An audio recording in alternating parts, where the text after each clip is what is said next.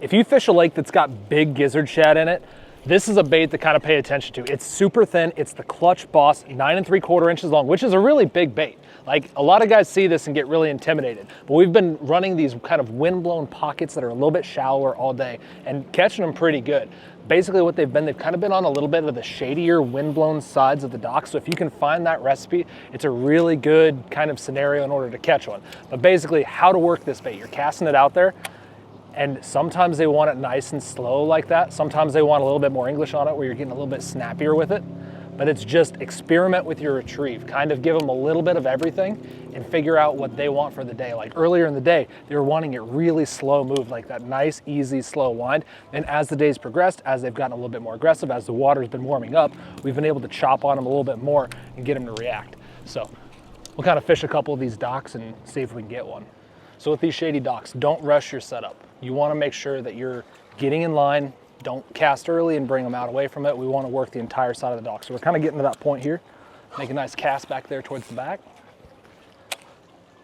And we're just going to kind of work it down. You don't have to get super, super close to it. Glide baits have a lot of drawing power. So those fish are going to come a long way for it. We're just kind of working it back and forth, back and forth. Give it a couple snaps there. In case one's following it, get a little aggressive on them. And I like to bring it to the point and I like to stall it there just for a second, then pop, pop. If one followed it out, that kind of gives them a second that they can commit to it if they were following it. So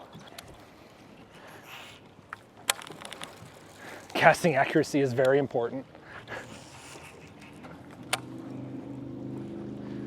It's not uncommon to be working one side of the dock and the fish come from completely the other side. These big baits have a lot of drawing power and they'll come and at least check it out.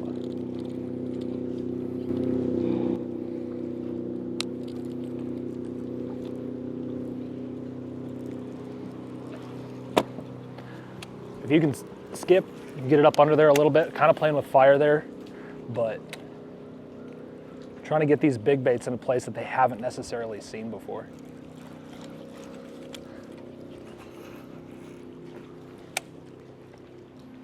Experiment with splash too. Sometimes they want a little bit more splash in the water to get their attention. Sometimes they want a nice, easy, just kind of entrance into the water. That's kind of what we're doing. We're just nice and easy working it down the sides of these docks, trying to get a bite. Because my name's not Justin Kimmel, I can't catch one on cue. Also, a really fun bite to get on is flip it up next to something like a vertical piece of structure and give it a quick twitch, twitch. And that little twitch, twitch is kind of a reaction move that'll make them react. We haven't caught any doing that today really, but it's something I always keep honest just because I've caught so many fish doing that. The sun got up, they might have moved quite a bit up underneath everything. A little bit more.